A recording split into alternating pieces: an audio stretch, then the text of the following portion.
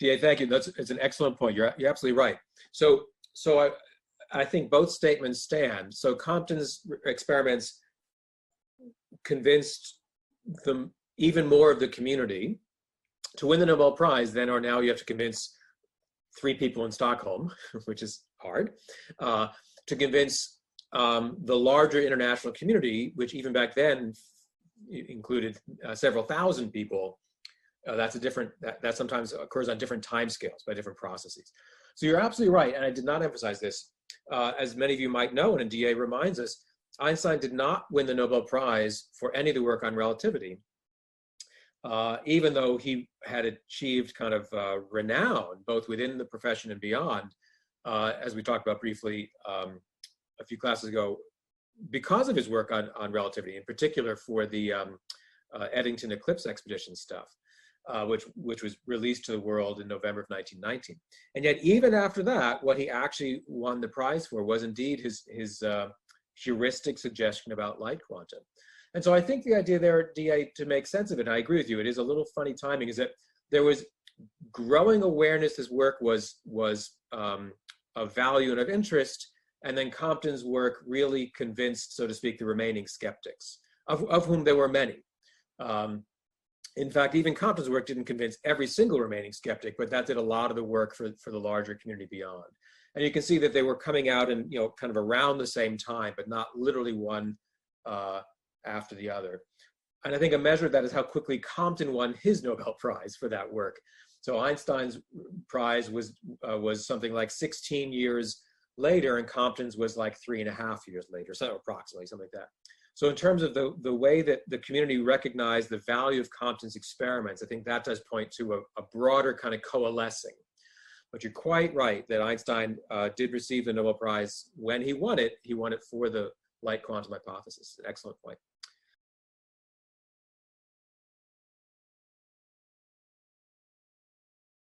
To be honest, I'd have to go back and check more carefully. My sense of that had always been Einstein's paper in 1905 that introduced the light quantum itself described 3 or 4 or 5 separate instances in which the light quantum hypothesis would help to make sense of things. So his paper on the light quanta covered several phenomena, including things like black body radiation and other things, and not only photoelectric phenomena like from Lenard's chimera's. So I guess I had always thought they meant the light quantum, which could be applied to things like photoelectric effect and other phenomena. But it's a great question you raise, Orson, and to be honest, I'm not sure. Okay, so today we're going to launch into, we're going to move into what starts being known even in its own, in like real time, as quantum mechanics, not this or that portion of a kind of old quantum theory. And we're going to look today for kind of 2/3 of today's class. We'll be looking at work most closely associated with Werner Heisenberg. Again, a name you probably already knew. One of the readings for today was his very, very brief paper published in 1925. We're not going to start with that. We're going to warm up to it. And so, in fact, what we're going to do today is have one more look, a little more kind of detailed, juicy look at the kind of last gasp of what became known as old quantum theory. Not just because it's old, but I want to talk about it because it helps us, I think, understand really what was Heisenberg practicing. This is the work he himself was pursuing as a graduate student, working with some people we'll talk about for part 1. He and many of his peers, and also in a sense what finally made Heisenberg want to make a break with that. So I think it's worth sitting for this first part of today's class session on work that again was rapidly seen as part of the old, not the new. Because I do think it helps us understand what was Heisenberg self-consciously trying to do when he did start composing this new work in the spring of 1925. So let's jump in with that. A quick reminder, I think this was likely familiar for many of you even before our previous class session, but nonetheless, we looked last time at things like the Bohr model of the atom, first introduced in 1913.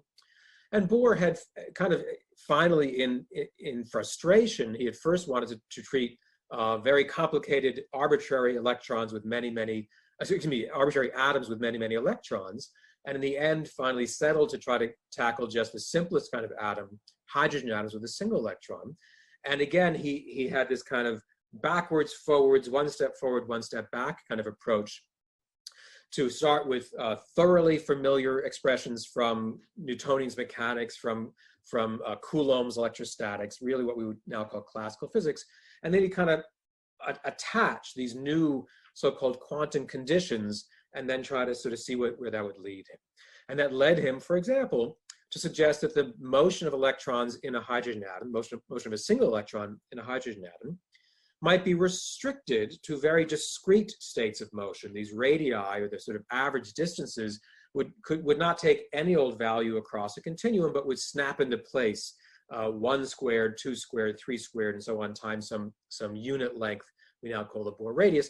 And when he did that, he was able then to have an explanation where really none had been in hand before for empirical phenomena like the so-called Balmer series, again shown here. This is actual real data from a spectrograph, not taken by me, taken from Google Image, but someone performed an actual more modern investigation of the emission lines, the spectral lines that get emitted from a gas of hydrogen atoms when you add some extra energy. You excite the atoms, they relax by emitting not just light of any old color, but light of very particular colors, especially those to which our eyes are sensitive here in the visible part of the spectrum.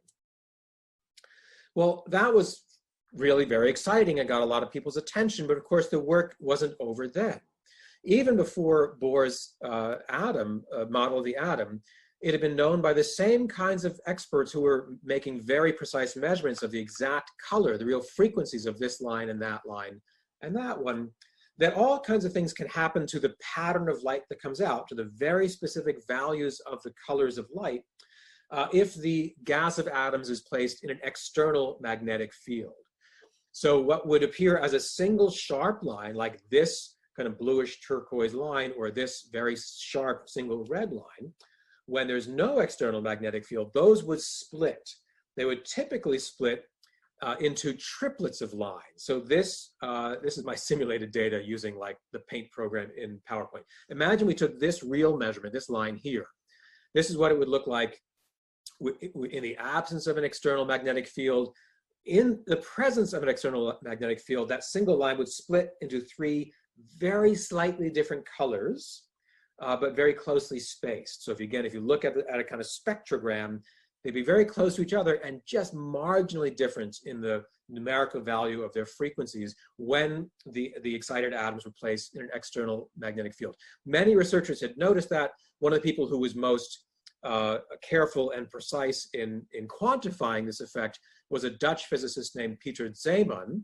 This became known as the Zeeman effect, the splitting of single spectral lines usually into triplets in the presence of an external magnetic field. So that set in motion some work by colleagues of people like Niels Bohr, who wanted to see could they make sense of this empirical information about spectral lines. One of the most significant in this was Arnold Sommerfeld, who was the senior professor, the single ordinarius professor of theoretical physics in Munich in Germany. And Sommerfeld's interesting for many, many reasons. Among them, he really took up the kind of mantle of Bohr's model, as we'll see for much of this first part of today's class. And he did some really, I think, very creative kind of conceptual moves. We'll look at a little bit. He's also fascinating, I think, historically, because he was a remarkably prolific and productive mentor of younger physicists. So coming out of the Sommerfeld school, his immediate advisees in Munich included many, many people who would go on to win the Nobel Prize and otherwise make a lasting impact on our understanding of matter. People like Werner Heisenberg and Wolfgang Pauli and later Hans Bethe and others. So in Munich, Sommerfeld set up this really remarkable school to focus on what they began to call atomic structure, Atombau, and spectral lines. So what about these emissions of lines from excited atoms? Can they use that information in its very fine-grained quantitative detail to try to learn more about the structure of, say, electrons' motions in atoms? And they began, as we'll see, by trying to generalize Bohr's model to what they considered the more general state of motion, elliptical orbits. And this was the first edition of what became a remarkably influential kind of research monograph, not exactly a textbook, but often used to train the younger generation. Okay, so remember we saw last time, for simplicity, when Bohr was putting together his first atomic model in 1913, he actually considered circular orbits for a single electron at a time. So he knew, as all of us would know, that in general, under a central force, whether we're talking about the motion of planets in the solar system or a lonesome electron around the positively charged nucleus of a hydrogen atom, the general state of motion will be ellipses. It'll be not a circle necessarily. For simplicity, Bohr started with a circle. Well, Sommerfeld knew his celestial mechanics as well as anyone. He said the more general state of motion would be ellipses. So again, much like Bohr had done, Sommerfeld and his students go back to the perfectly familiar, totally Newtonian kind of classical mechanical expression for the energy of a body of mass m in an elliptical orbit, in this case with a positively charged nucleus as one focus of the orbit. So whereas Bohr had neglected this middle term, we need to include that term when we describe elliptical motion, and that this is proportional to the angular momentum. I should say, by the way, one of my favorite books to make sense of this, and I'm just going to give it a little taste, is by a friend of mine, Suman Seth. A book came out a couple of years ago called Crafting the Quantum, and it really does a really deep dive into Sommerfeld and his whole school. I think it's really fascinating. Some of you might enjoy learning more about that. So I'm going to give you the short version of some of the things that we learned from Suman's work. Okay, so whereas a circular orbit has only one degree of freedom, things can vary really only by changing the radius. An elliptical orbit in general has two independent degrees of freedom. We could think of them as like radius and one of these angles, a kind of azimuthal angle. So Sommerfeld proposed basically take Bohr's prescription and just do that for every independent degree of freedom. He's thinking very formally in terms of the classical mechanics. There are ways of characterizing all the ways that this body in motion could kind of wiggle, all the independent states that would characterize its motion. For each of those, subjected to this new quantum condition. So this is what had been Bohr's original one. This is where Bohr had written down mvr equals nh, which we saw last time. In Sommerfeld's hands, that just becomes one of potentially a whole series of quantum conditions. There is now an independent degree of freedom related to this sort of angular motion, and it goes by the angular momentum, capital L, times this sort of accumulated angle.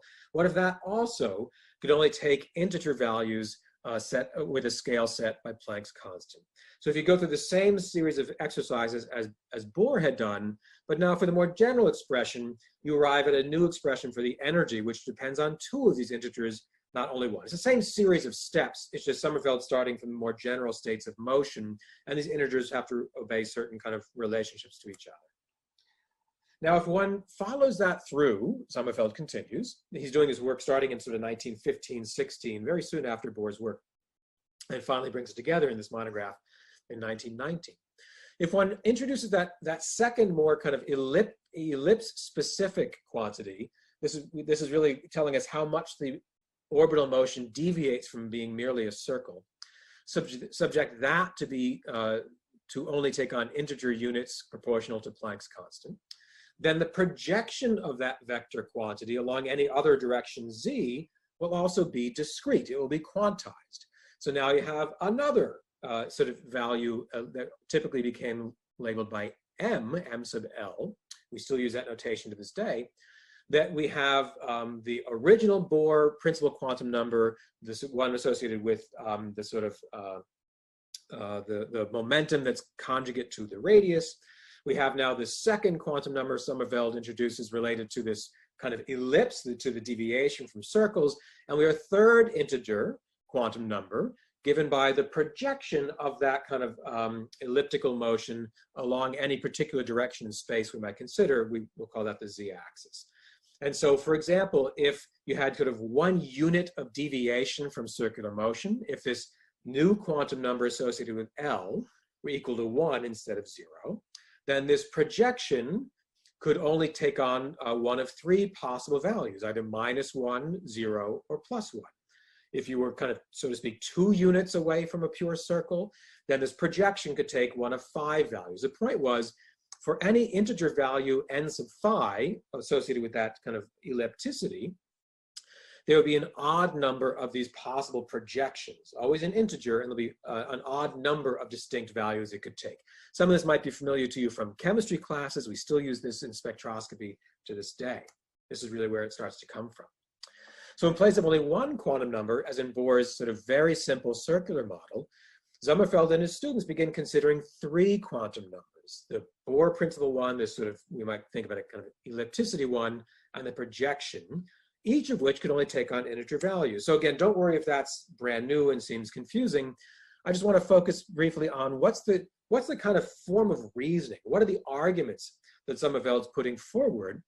Just like Bohr had been doing, he's going to start with these thoroughly familiar classical descriptions of the object's motions, familiar from things like celestial mechanics. He's not inventing that part new, he's taking it off the shelf. And then kind of midway through his calculation, he'll just snap on some new so-called quantum condition. He won't derive it, he won't really, so to speak, justify it or prove it. He's going to do like Niels Bohr had done, take classical descriptions of motion and then sort of start adding on these kind of ad hoc constraints to force quantities that might have taken on any one of a continuum of values in the classical mechanics, in the Newtonian case. Those will now snap into kind of integer values for a scale set by Planck's constant. Now, why would anyone do that? Whoever bought this crazy book, Atombau and Spektrallinie? Well, because Sommerfeld began showing some real payoffs for that.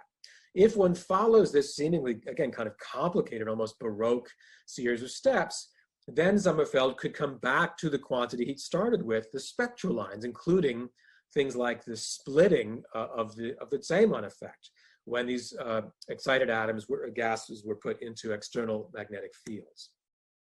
So again, he begins with sort of thoroughly familiar expressions from electromagnetism, even pre-Maxwell, going back to the days of Coulomb and Ampere and others.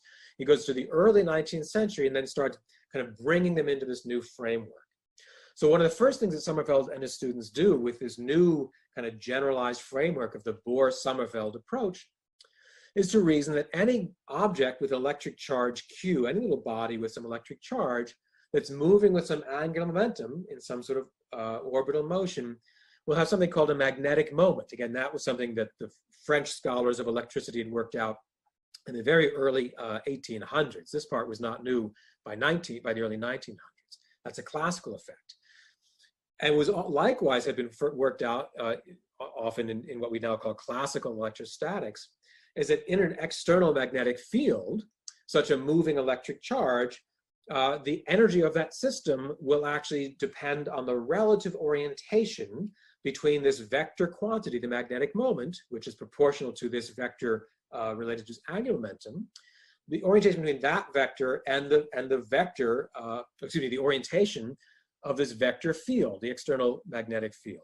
So in fact, the energy of the system will be lowered when the magnetic moment lines up perfectly in parallel with the external magnetic field. Then this quantity together would be maximally positive. There's an overall minus sign in front. You would reduce the energy of the system by the largest amount. The system will be most stable when the quantity called the magnetic moment lines up perfectly in line in parallel with the applied external magnetic field.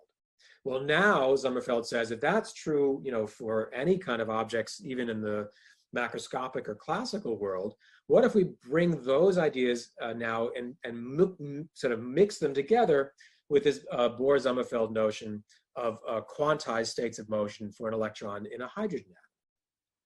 So if one now had quantized this kind of this state of motion, the angular momentum, akin to the kind of ellipticity, so if this thing can only take certain integer values proportional to Planck's constant, then this thing, the magnetic moment, will likewise now be quantized when we think about atomic systems or parts of atoms. So now let's do the same trick. The energy levels of an electron, as it whips around its nucleus, if that entire system is now placed in some external magnetic field, the energy associated with that electron's motion will now be split. In fact, it will be split into exactly m sub L distinct levels. Remember, the projection of this thing along some orientation space will also only take some integer values given by that third quantum number that Sommerfeld had introduced. So now these Zeeman triplets, the splitting of what had otherwise been a single frequency of emission into three closely spaced lines, Sommerfeld and his students said, oh, here's what must be happening. It must be that there was an electron in an elliptical state of motion with, say, one unit of this kind of elliptical motion, one quantum unit associated with the quantity L. Therefore, the projection along any direction in space could either be exactly anti-parallel to it, perpendicular, or exactly parallel with it. There's only three options when we project this discrete quantity onto a given direction in space. And so what must be happening is there's an electron with one unit, and therefore three projections, that's dropping down to a state where this ellipticity vanishes and drops down to a circular orbit again. And so you had three different energies for that starting point before the electron jumped down to the lower energy state that would correspond to three slightly different amounts of energy released in the form of the radiation. The spectral lines, and therefore their colors, their frequencies, would be slightly different from each other because you had an electron in a more general state of motion than Bohr had considered. Right? That's the idea. That's why people start paying attention to any of this kind of complexity. Sommerfeld starts, again, sort of scoring new wins empirically by trying to do the same kind of trick that Bohr had done, thoroughly classical expressions, kind of snap on some new quantum conditions, and then reason about some empirical regularities. So now, this approach addressed what had already by this point become known as the ordinary Zeeman effect, the ordinary splitting, which was into triplets. There was also by this time, by the later 19-teens, evidence of what became known as the anomalous Zeeman effect. So there was the ordinary and anomalous. For the anomalous Zeeman effect, it was not a splitting into triplets, it was a splitting into doublets. So again, with my simulated data, take that, say that single purple line of the Balmer spectrum. In an external field, sometimes these single lines will actually split not into three closely spaced lines, but is splitting into only two. And this now could not be explained by Sommerfeld's previous approach, because remember, as you may, I went by it quickly, you can check on the slides, Sommerfeld's earlier argument would only work for an odd number of splittings, because the projections always went by 2n plus 1. There would always be an odd number of splittings, and therefore an odd number of slightly different energy levels. So you could account for triplets or even five-part splittings. You could never use that argument as they recognized, to account for doublets. How do you get an even number of split lines from that argument? You can't. So that became like the next big challenge for Sommerfeld and his most ambitious young students, one of whom was Wolfgang Pauli, a contemporary and a very close friend of Werner Heisenberg. They were students together in Sommerfeld's school in Munich. So Pauli finished his PhD. He took up a postdoc with Niels Bohr in Copenhagen, and this challenge was very much on his mind and many people's minds. And I love this story that Pauli recalled many years later. I'll just quote it for you. He says, a colleague who met me strolling rather aimlessly in the beautiful streets of Copenhagen, as shown here, said to me in a friendly manner, "You look very unhappy." Whereupon I answered fiercely, "How can one look happy when he's thinking about the anomalous Zeeman effect? With all the hard things on our minds, I'm sure we can recognize his dire frustration. Maybe we have worse things on our minds." The point is, this really was just terribly frustrating, and many people were really concerned about the anomalous Zeeman effect. How could you explain doublets? As I mentioned, it was not only Sommerfeld and his very bright students like Pauli who worried about that. Many folks, certainly across Central Europe, who were in touch with each other, this was on many of their minds. So another set of very young students, still PhD students at the time, were also thinking hard about these anomalous effects, these doublet splittings for excited gases of atoms in an external magnetic field. So these now included students working very closely with Hendrik Lorentz. We know some of Lorentz's work. He was by now a very, very senior professor in Leiden in the Netherlands. And two young PhD students, George Uhlenbeck and Sam Goudsmit, they were working also to try to figure out this strange kind of anomaly. So they began reasoning kind of similarly to how Sommerfeld had been doing. They knew his book, his monograph had been out for years by now. This looked like the path forward. They realized that in analogy with the motion of planets around the sun, the Earth has two different kinds of angular momentum. It moves around the sun in its yearly orbit. That would be like the elliptical motion that Sommerfeld was building into his new kind of complicated models. But the Earth also spins on its own axis, as of course we all know. That's what turns sort of day into night. So you have the orbital motion that accounts for the changing seasons over the course of the year in the analogy for the Earth. There's also the different spin, a different kind of angular momentum of the Earth spinning on its own axis to turn day to night. So they begin, the younger students, Uhlenbeck and Gauchschmidt reason that what if the electron also had some second kind of ingredient of angular momentum? What if it had some intrinsic spin along its own kind of axis, separate from this kind of elliptical motion that Sommerfeld had focused on? And then they do the same trick that everyone was doing. If that second kind of intrinsic spin or angular momentum is associated with an electron, and if we snap the value that that spin could take into discrete values with a scale set by Planck's constant, then the electron would have an additional magnetic moment. In an external magnetic field, it would have a new vector quantity proportional to this new spin vector with a magnitude fixed by Planck's constant. So now they go back and again follow Sommerfeld's reasoning very, very closely. Place that entire assembly in an external magnetic field. There will again, even just classically, one would expect a shift to the energy of the entire system when the spinning charged object is placed in an external field. The energy associated with the magnetic field on the system will be minimized when the magnetic moment of the spin vector lines up perfectly in parallel with the external field. And now Uhlenbeck and Gauchschmidt reason that if this spin, if the intrinsic angular momentum could only ever line up exactly parallel or exactly anti-parallel, opposite direction, to that external field, then you would expect doublets. The same kind of argument that Sommerfeld and his students had made could now be applied to a 2-valued offset in the energy instead of a 3 or an odd-numbered offset.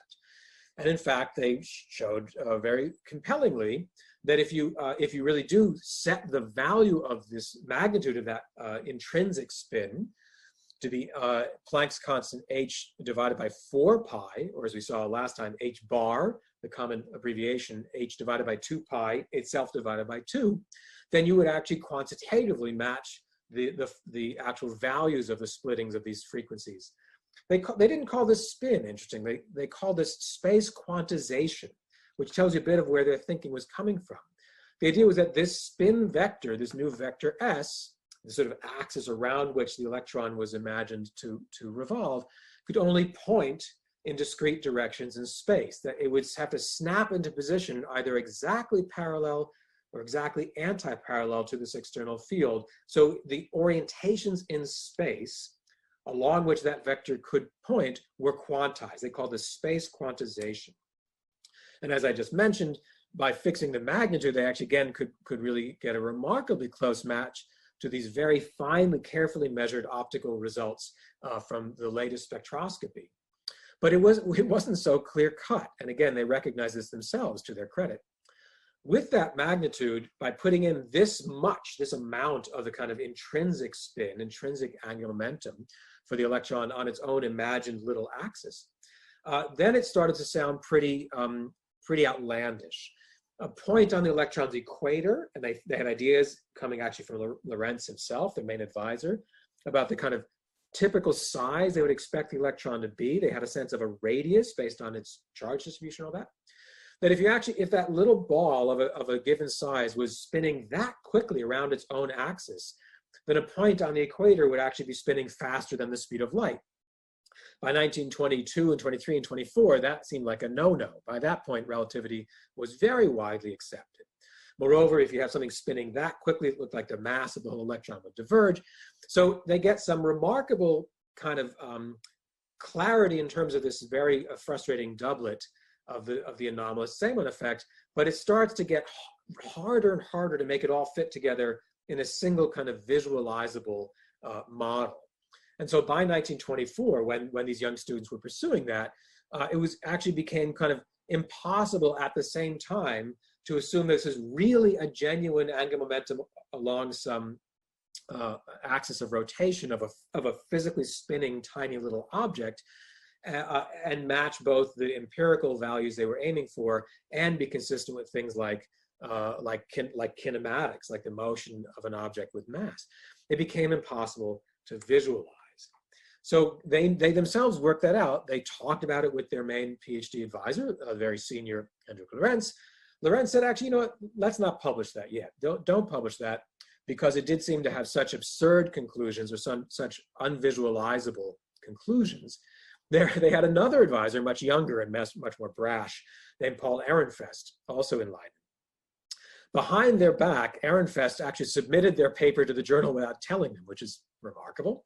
And he supposedly told them, you're still young enough to afford a stupidity. And I have my little joke here that that's completely unethical. We would never do that today. Today, the advisor would steal their student's own work, put the advisor's name on it, and then submit it to a journal behind their back. That's a joke. We wouldn't do that. I just find this whole scenario quite amazing. That Ehrenfest was like, oh yeah, I already sent that in. When they were like, no, Lorenz told us not to. Okay, last little bit, and then we'll pause for some discussion for this first part. This is the longest part for today. So independent of these students in Leiden, independent of Goudschmidt and Uhlenbeck, Wolfgang Pauli, that young graduate from Sommerfeld School, he was still racking his brain against this anomalous Zeeman effect as well. He came up with what to him seemed like a really totally separate explanation. In time, people, including Pauli, began to put it together with this work, which did see publication behind their backs by Goudschmidt and Uhlenbeck. So this came in really just weeks after Goudschmidt and Uhlenbeck's own work had been submitted, quite independently. So Pauli was well trained in the Sommerfeld School. And by this point, Pauli was trying to kind of abstract from these very mechanical, kind of visualizable models of the solar system, and was trying to think about a kind of algebraic approach, a kind of what are the numbers with which we can associate abstract states of motion. And one of the lessons that Pauli took from Sommerfeld's work was that they had to add more and more of these integer values, some new quantum numbers n, almost always proportional to Planck's constant, with which to characterize kind of states of motion of, say, an electron in an atom. Pauli, unlike his advisor Sommerfeld, was less and less concerned about coming up with an actual physical model of, is it just like the Earth around the sun? He was just more like, we have all these relationships involving quantum conditions, new integers, scale set by Planck's constant. And so he argued very abstractly, not based on a kind of visual model, that if one included yet another quantum number, this fourth quantum number, that had what he called a classically indescribable or unvisualizable double valuedness. It was an unanschauliche Zweideutigkeit. It was literally two valued, like two-faced. If this new quantity could only take on one of two values, then one could account for the Zeeman effect for the rest of the reasons, very much like what Goudschmidt and Uhlenbeck had argued. Pauli was not thinking at first about a spin or angular momentum. He just said maybe there's another abstract property of this state of motion. We lock it in place, we quantize it with a new integer. This one can take one of two values, whereas the others could take different sets of values. This became known as the Pauli exclusion principle, which is a notion that, of course, we still take very seriously today. What Pauli was arguing was that electrons in an atom should be described by a total of 4 distinct quantum numbers, as we still do to this day. The original principal quantum number, that was the one Bohr introduced, the kind of elliptical part that Sommerfeld introduced, the projection part that Sommerfeld introduced of the orbital motions, and then this new one that we would now associate with spin. Pauli at first thought Uhlenbeck and Goudschmidt's idea was ridiculous because of these visualizable things. He later realized, oh, maybe these really are relatable. And so the 4th quantum number becomes now associated with the spin. The next part that Pauli put forward was not just that we characterize an electron with these 4 separate integers, but that no 2 electrons can have the exact same set of those quantum numbers at the same time. That's the exclusion principle. He later recalled that he was inspired by this kind of no 2 can have the same set of values by watching can-can dancers, which was all the rage in the 1920s, many cities in Europe, famously associated with, say, the Moulin Rouge in Paris, but in Copenhagen as well. And the idea was that these dancers were so skilled that one would have just left a little physical location on the dance floor immediately when her partner had to step into that same spot. They never collided. They were close to each other.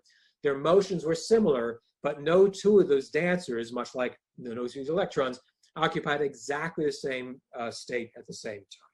So that becomes known as the exclusion principle. So let me pause there, and we can take some questions and discussion. So DA asks, doesn't a circular orbit have angular momentum? It certainly does. And so the idea, DA, is that in the elliptical orbit, there are two separate degrees of freedom, is the fancy way of saying it. There are two different ways with which to characterize the orbital motion, whereas in a uniform circular orbit, there's only one quantity that is required to completely characterize the motion. And so that's why I think of the second one that Sommerfeld introduces is more like it's sort of like the ellipticity. It's not exactly that, but it's related to that. If the orbital motion is deformed away from a perfect circle, then you'll need at least two numbers to characterize that motion completely, not just one. So to DA's excellent point, the electron moving in a perfect circle certainly has angular momentum, but you can characterize that completely with only one number, one parameter. Once there's a generalization, you need at least two. So that's where Sommerfeld is going with that. And Jade also is correct then in Jade's response. You put that whole assembly in an external magnetic field, and there would be no mechanism without accounting for these other sort of states of motion to account for these what we can notice fine structures, these splittings. That's right. Gary says, as Heisenberg, de Broglie, and Einstein, most noted work happened when still young scientists. That's right. So Gary, you'll be, as an economist, and we've got to know, economists have actually studied this quite a bit. And there are a number of studies, I can send you some references afterwards, suggesting, although other counter studies that muddy the waters, some early studies suggested that in some fields of study, there's a kind of advantage to not knowing too much. That's how the economists had characterized it. So not having to kind of feel like you have to answer every last thing you've tried to explain your whole career. Their explanation was a kind of conceptual freedom. That's how they tried to make sense of a modest statistical signal that, at least in some fields, including quantum physics, was one of the areas that I know of from one of these studies, that there was a kind of early entrance kind of bonus, we might say, early starts. Other data or studies have muddied that relationship a bit. But certainly there are a bunch of economists in particular who were interested in sort of life cycle and innovation is how they would describe it today. It's an excellent question. Lucas asked about space quantization, very different from how we talk about spin now. It certainly is. We also have a modern program of trying to quantize space-time. Good. No, so Lucas, is a great question, and that's, again, we know too much, or at least we're exposed to too much. It's really funny vocabulary. I wanted to harp or emphasize Gauss-Schmidt Uhlenbeck's first idea, because they really agreed this was kind of nutty sounding. It was, how could a three vector, right, only point in one of two orientations? It was as if its orientations in space were quantized, as opposed to space being quantized. They agreed that the X, Y, and Z in which we live would be continuous and have the kind of classical or relativistic behavior. So they weren't trying to challenge that. And the notion of trying to quantize space-time, that begins to kick in by the late 20s, early 30s, but not quite. That's not what these folks were thinking about just yet. Alex asks a question about conventions. Why is it M sub L and not N sub L? Ah, very good. I don't know. I have a suspicion. This third quantum number is, again, some of you might know from chemistry classes as well as from physics ones. It's nowadays often called the magnetic quantum number, because it really is about the orientation of the orbital motion with respect to an external magnetic field. So it's now called the magnetic quantum number. So, and even in German, it would be magnetische. So it wouldn't surprise me if it gets renamed as an M later. It's a good question. I don't actually own a copy of Sommerfeld's first edition. It's a very expensive book now. It'd be interesting to go back. It's probably on Google Books, probably been scanned, to see back in 1919, were people using N sub L or M sub L? I don't know. I suspect it gets, if it wasn't put in that way from the start, I imagine why we use an M these days is because it is, as I say, called the magnetic quantum number. It's an interesting question. Other questions or thoughts about any of that stuff?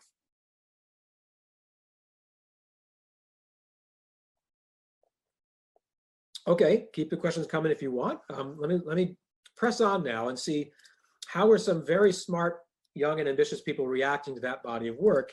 In particular, one of Pauli's closest friends, Werner Heisenberg. So Heisenberg and Pauli were almost exact contemporaries, who were almost exactly the same age. They both finished their PhDs around the age of 22, the PhD, not their undergraduate degree. They're both very precocious young students of Sommerfeld. And by this time, Heisenberg, we know from his letters with people like Wolfgang Pauli, many of the letters have survived, he was also growing frustrated with what had become the pattern of this so-called old quantum theory, even from their own otherwise very beloved mentor Sommerfeld. This idea of starting with kind of classical descriptions of motion and then kind of tacking on these what seemed like ad hoc quantum conditions. So by 1924, at the tender age of 22 or 23, Heisenberg then began his first postdoc position. He began working even more closely with Niels Bohr in Copenhagen, and that's where he introduces the paper that we had for part of our reading today. It was submitted a few months later. He moved to Göttingen, but he really did a lot of this work really fresh out of his PhD. So he now starts to set out a kind of program. The opening paragraph for this paper reads like a manifesto. We have to do something new, is how I read this very young author in that opening paragraph. What he's arguing for is a first principles treatment of the quantum realm, rather than what felt even then as a kind of kludge or a grab bag or a series of ad hoc kind of rules of thumb. So he wanted to break this impasse of the kind of Bohr-Sommerfeld approach, and in fact, he drew very clear inspiration from Einstein in 1905.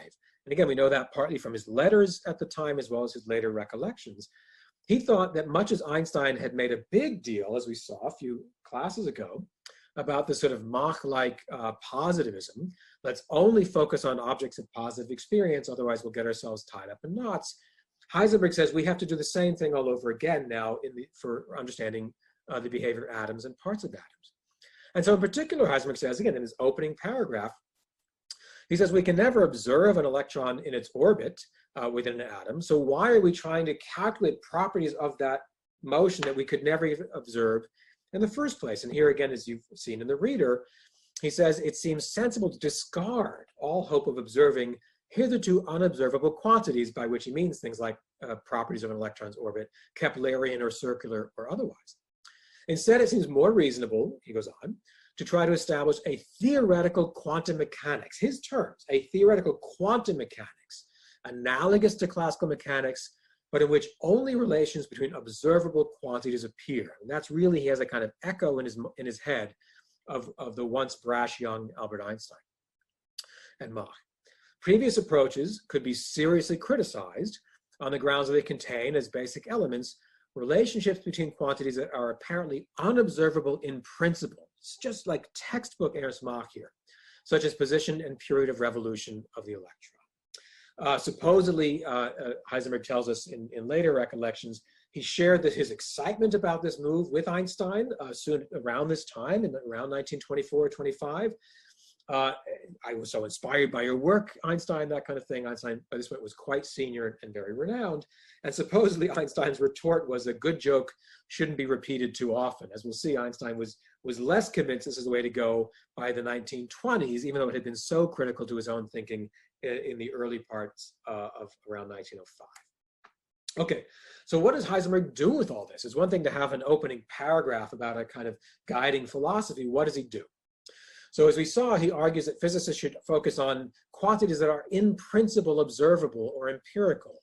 And what he has in mind as he goes through in the rest of this brief paper are things like the frequencies, the numerical values of the colors, the frequencies of these spectral lines. How do we learn about the structure of atoms? By measuring the stuff that comes out, things that we can literally observe and very carefully measure, like the frequencies of spectral lines. And in particular, he goes back to say that these spectral lines obey a law of addition. Remember, we saw last time, even in the 1880s, it had been clear that there were these kind of empirical relationships between the frequencies of the color lines, really like how many hertz, how many cycles per second is this blue line, and then these kind of combinations of inverse squares of integers. That was the Balmer sort of relationship, and Bohr gave a kind of explanation for it with his atomic model. Well, if you start from that, you realize that the sum of the frequencies of two different spectral lines associated with transitions between different states of an electron inside, say, the hydrogen atom, they will sum. So the sum of any two of these frequencies that actually appear will give you, add them together, you'll get a frequency that will also appear somewhere in the spectrum.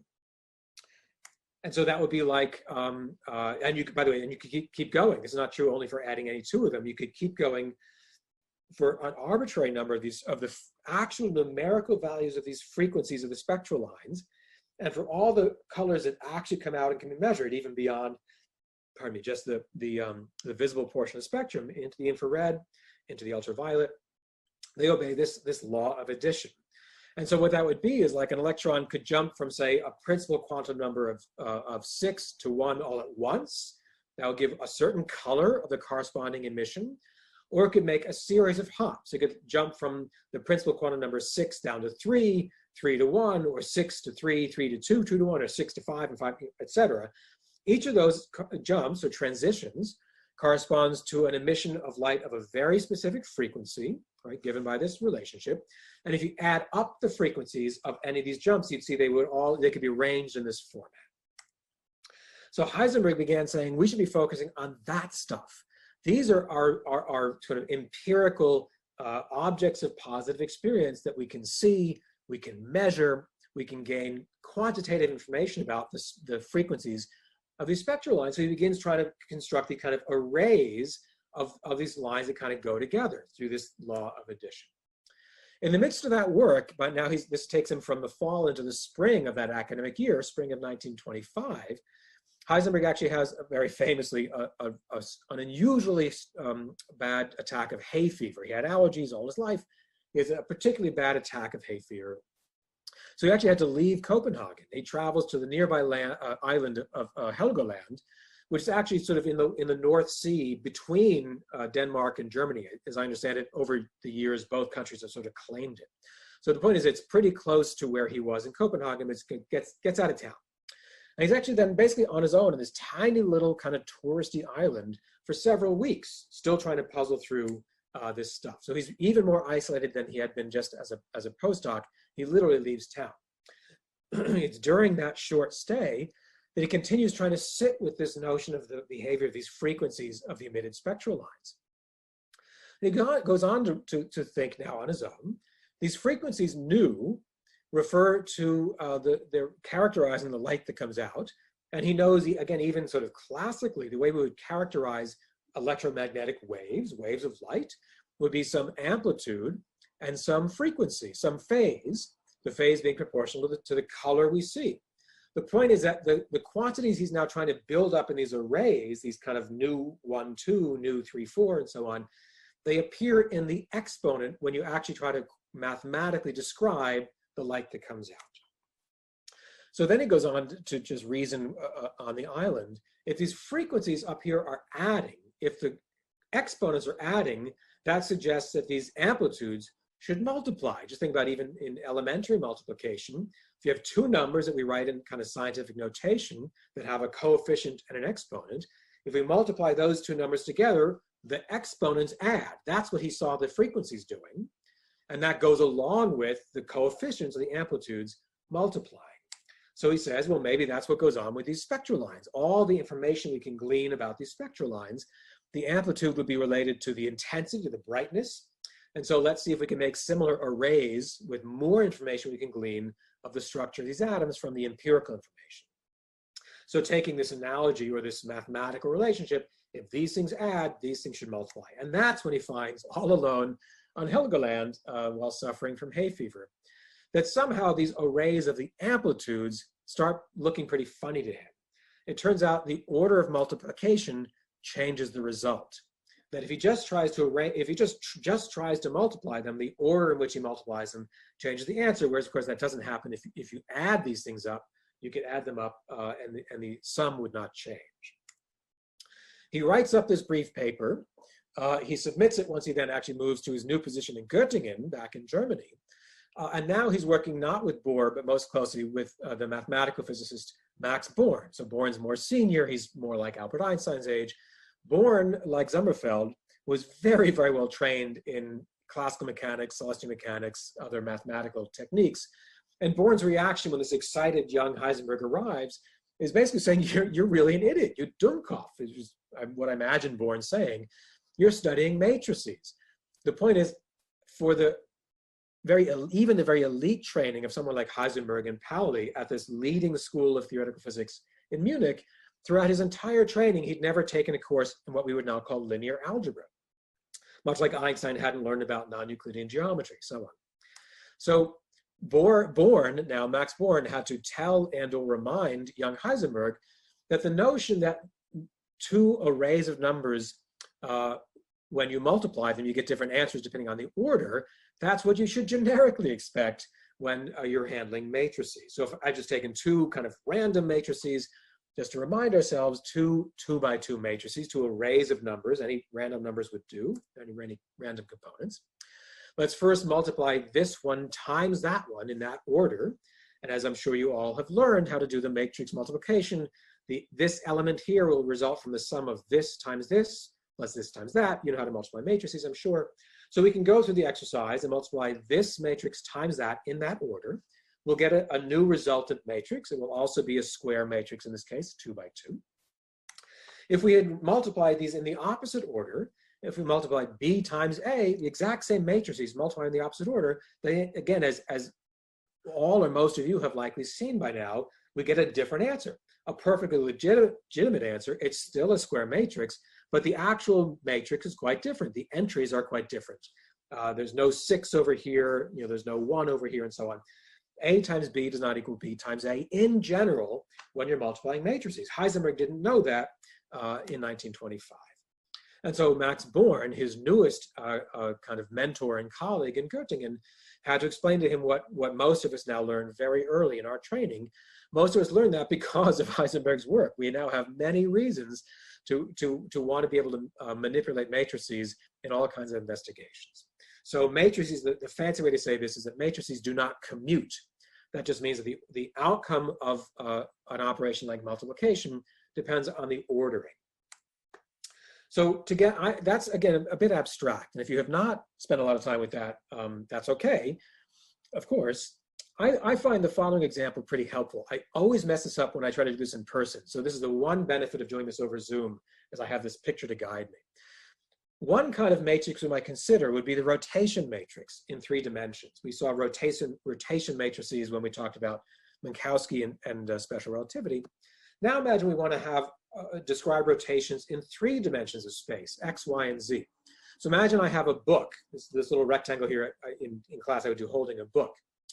And let's say I want to first rotate this book in the YZ plane. I'm going to rotate it down first.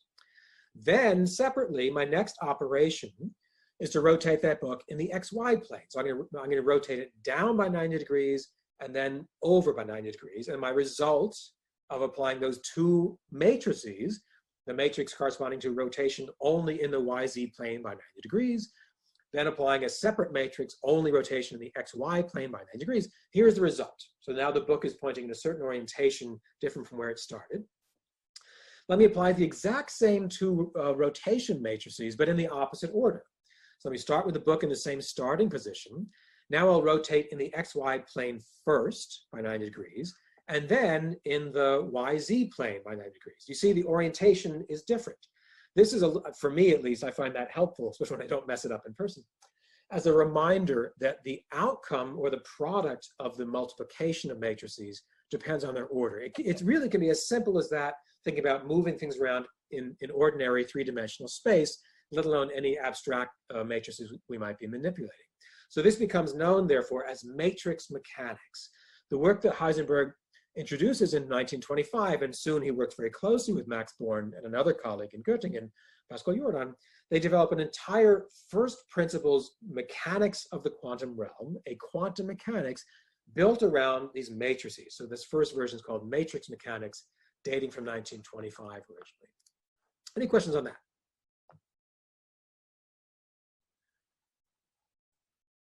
I still find it just sort of stunning that this super hotshot young kid, Werner Heisenberg, didn't know what matrices were and hadn't realized that you could actually multiply arrays of numbers and worry about the order, have to worry about the order.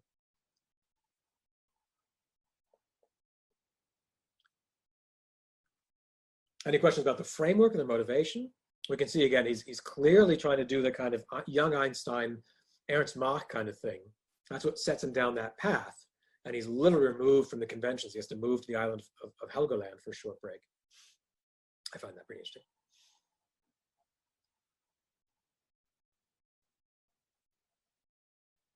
questions? It's all perfectly obvious. All of you would have done that? I wouldn't have done that.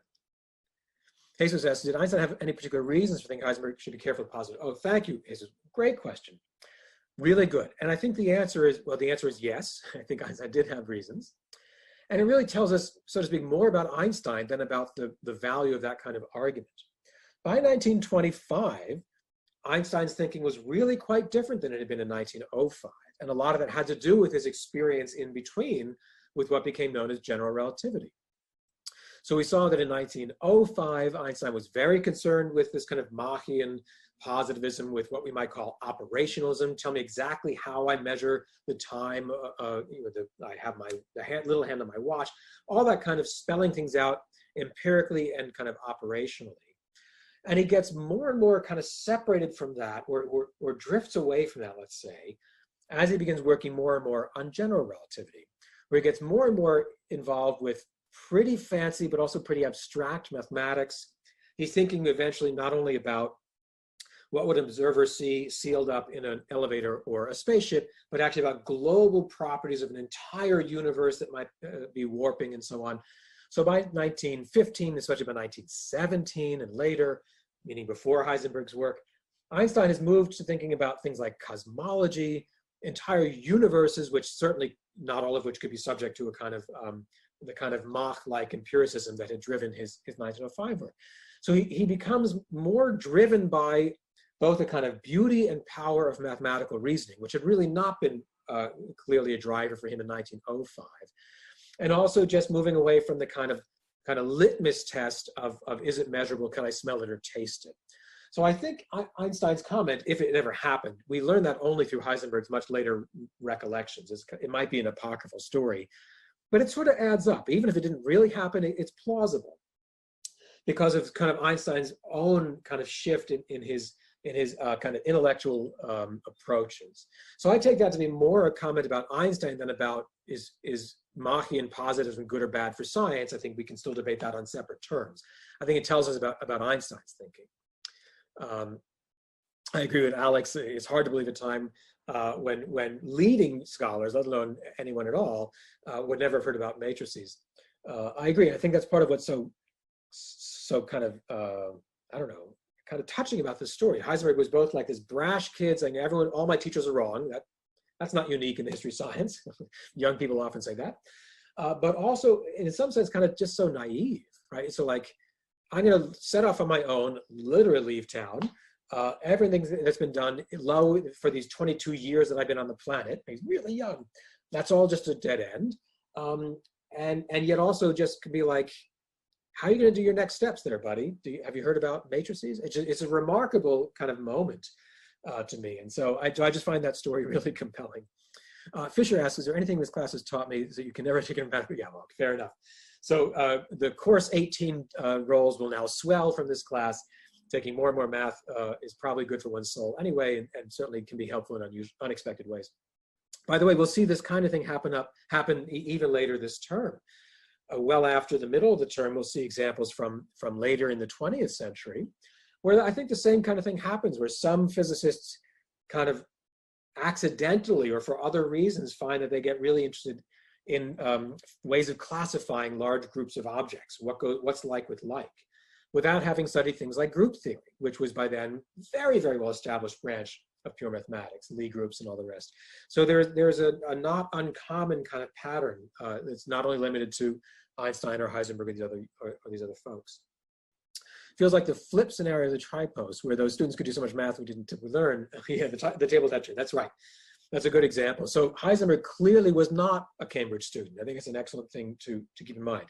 And that's not to make fun of Heisenberg. He was very, very well trained. He was trained at one of Central Europe's, finest academies for training young scientists. He and so many of his cohort would go on to earn extraordinary recognition in the field.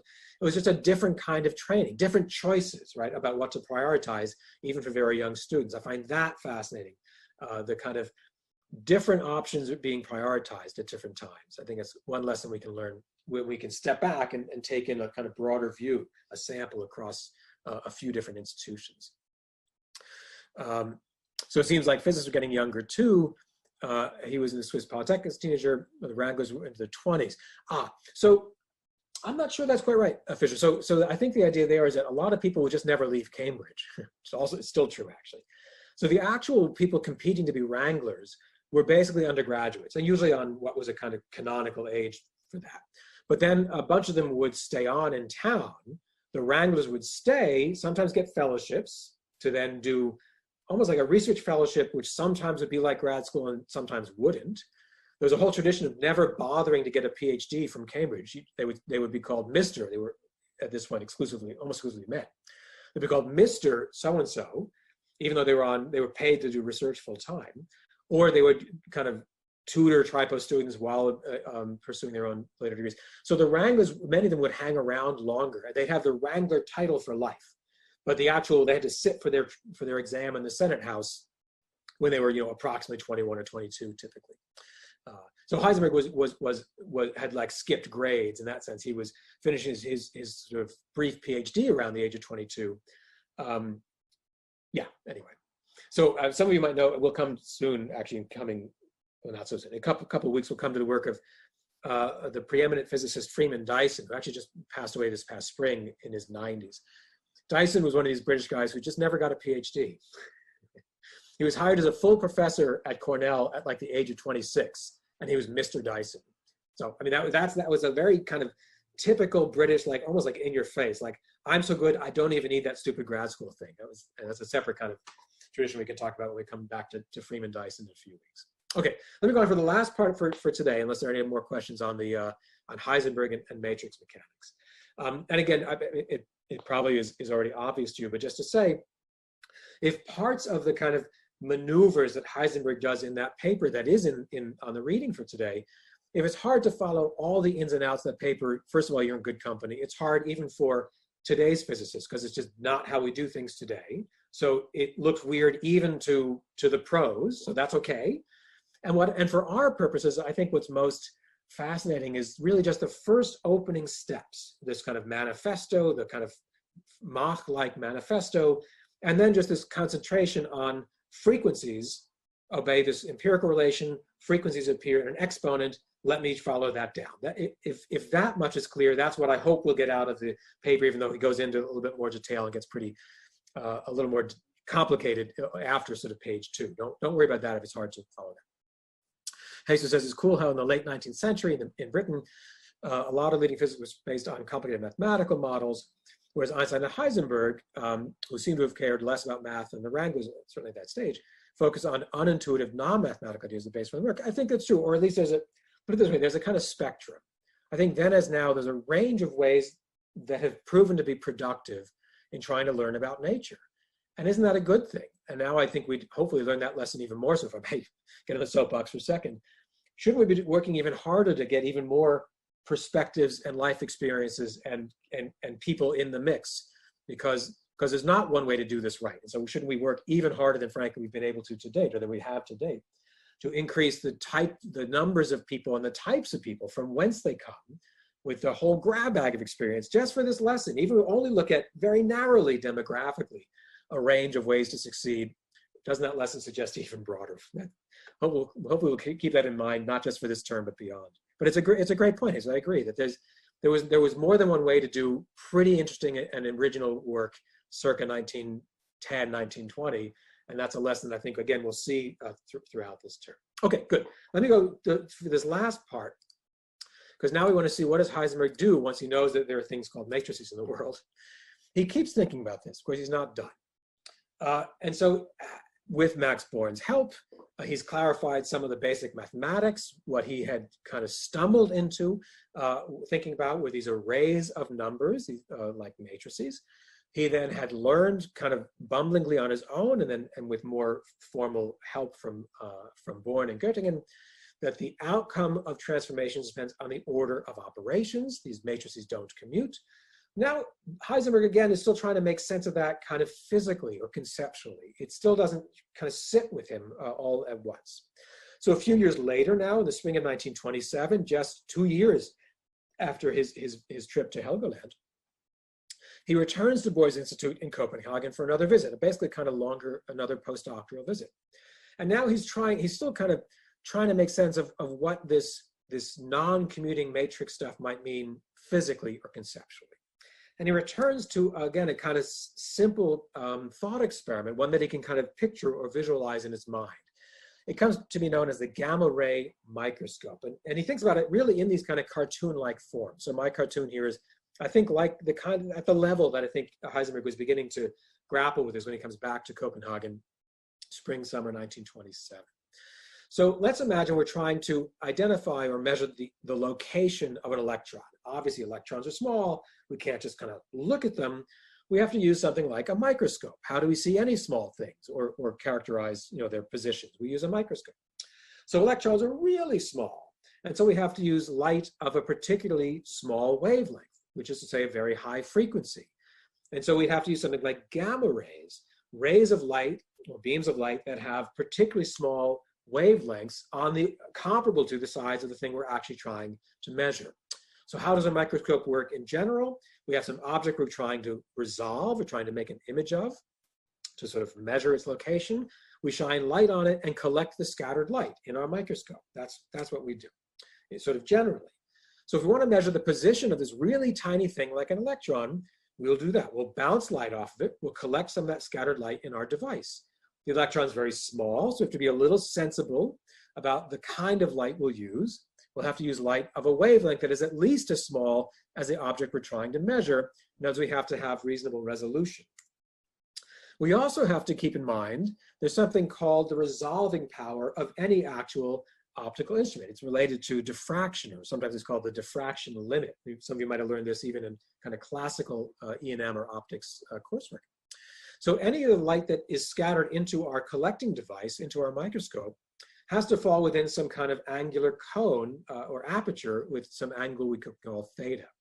And it turns out if we try to squeeze down this aperture to be smaller and smaller, if we squeeze theta to be a smaller and smaller angle, we lose the ability to make a sharp picture. You have to get the sort of balance right between the wavelength of light you use. You want that to be small, so in principle it could differentiate small features of your target. But you can't make your aperture too small or you'll get a fuzzed out, diffraction limited image. There's a trade-off, an inverse trade-off that was known, again, even kind of classically in optics. If that's not familiar to you, by the way, you're in good company. Heisenberg almost failed his PhD qualifying exam because he couldn't remember the diffraction limit for how actual microscopes work. So he had forgotten this quite familiar classical result. It stuck with him after that, and so he was back on his mind in 1927. There's this trade-off in what's called resolving power. Proportional to the wavelength, inversely proportional with a measure of the kind of aperture or angular size. Okay, so the aperture will collect light, the scattered light, again with a range of scattered momenta, right? So not any old scattered light beam will fall into our device. There'll be momenta whose vector quantities fall within this kind of angular cone, a cone of angular size theta.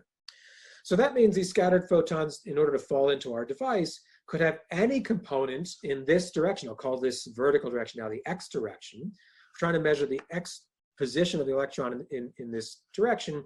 What's the component of the scattered photon's momentum that would enable that photon to be captured by us in our device? Any component delta px within that falls within the aperture, and that's just the sine theta component of our kind of hypotenuse here. Okay.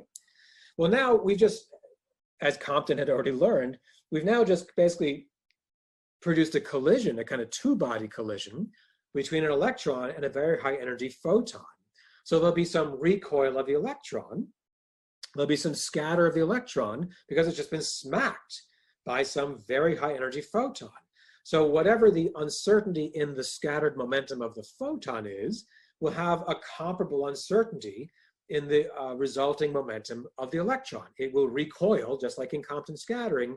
What's its recoil momentum? Well, we can't identify that with perfect accuracy because we've clumped together, so to speak. We've lost the ability to distinguish or differentiate among scattered momenta, components of the scattered momenta within some cone of angular size or width theta.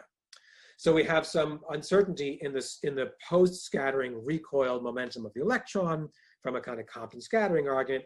But now we know what that component is. We can actually fill this in because using Einstein's arguments from photoelectric effect and so on, again, we saw this with the Compton scattering in the previous class, or maybe 2 classes ago, the actual momentum of that photon is given by Planck's constant divided by the wavelength of the associated wave.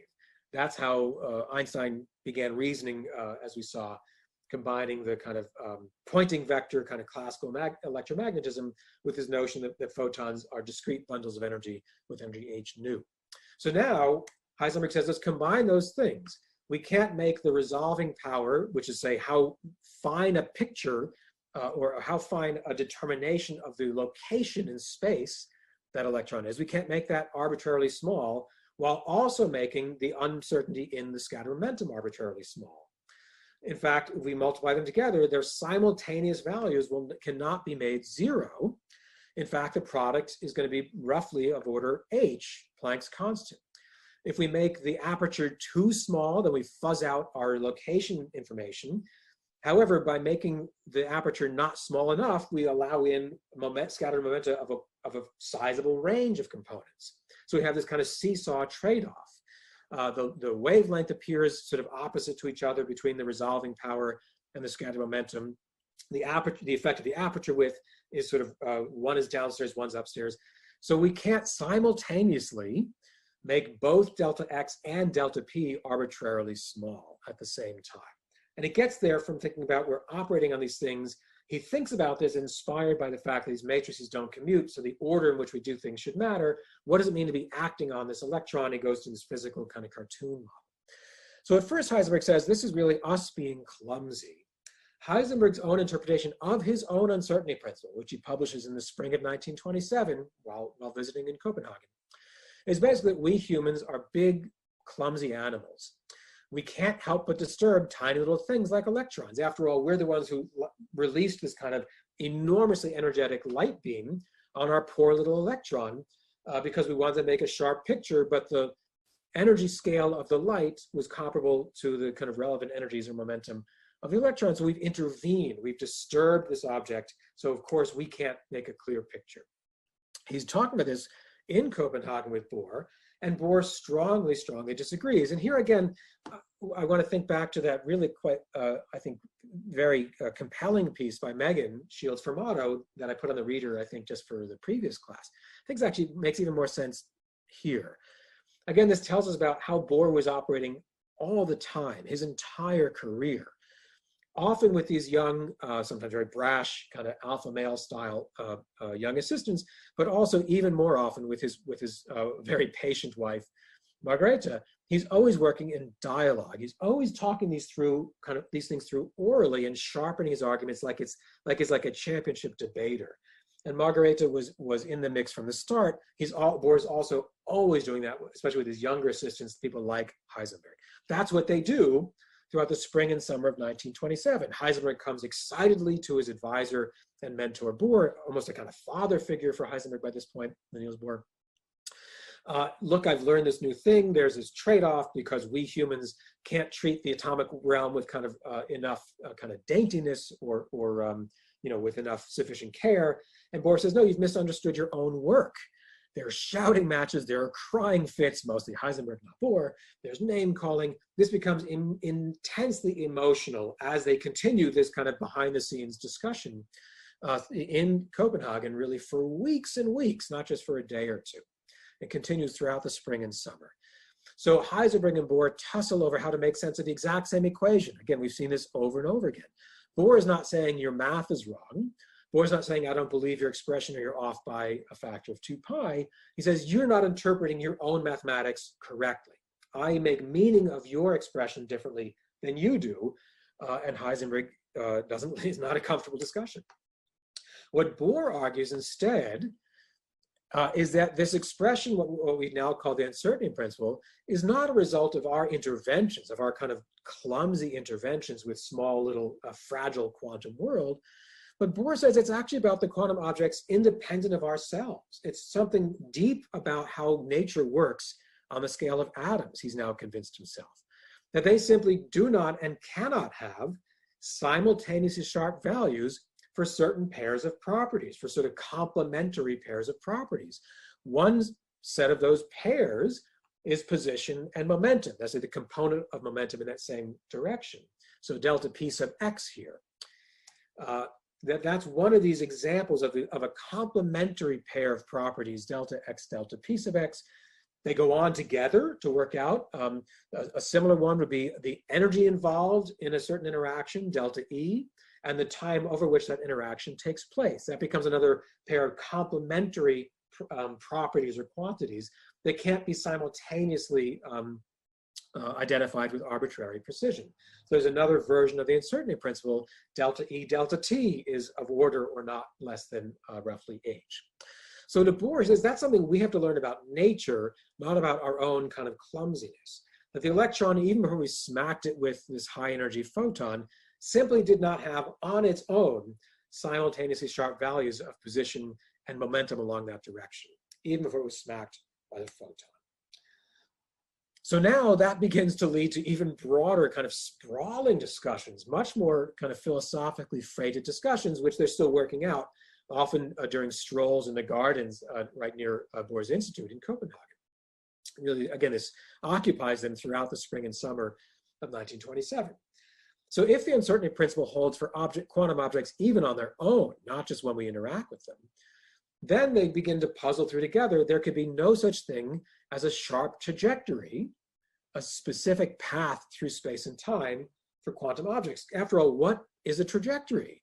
It's a collection at every moment in time of exactly where an object is and exactly where it's going. And that's precisely what Heisenberg's uncertainty principle seems not to allow us to attribute to things like an electron. We make a trajectory by saying at this moment the electron is right here and it's moving in this specific direction at this rate and so on. That's what a trajectory is. And the ingredients for a trajectory are what we're now told by this unfolding work is simply not available to us because in nature, at least according to Bohr, these things were never sharp enough at any given moment. So to Bohr at least, and eventually to Heisenberg through this kind of, to call it a dialogue is to paper over the emotion involved and the real struggle. But eventually Heisenberg is kind of, so to speak, converted as well to this Bohr line. It becomes known as the kind of Copenhagen interpretation because so much of it is being worked out in Bohr's Institute through these long walks in the gardens, often with Margareta and with Heisenberg and Pauli and the younger postdocs basically cycle through Bohr's Institute. So to Bohr, the real lesson of Heisenberg's own equation is that given some position of some object at some initial time, say x at t naught, like we would do even with Newtonian mechanics, we can't know its position at some later time with certainty. Because to do that, we'd have to know both its position and its simultaneous momentum to arbitrary accuracy.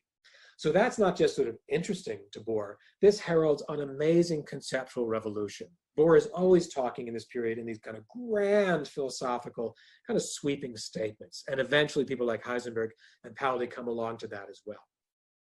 It suggests the fall of determinism, this grand plan which stretches back to the 18th century, that given the present state of a system and knowledge of all the things that are impacted, that used to seem, at least in principle, to be sufficient to predict with certainty what would happen in the future.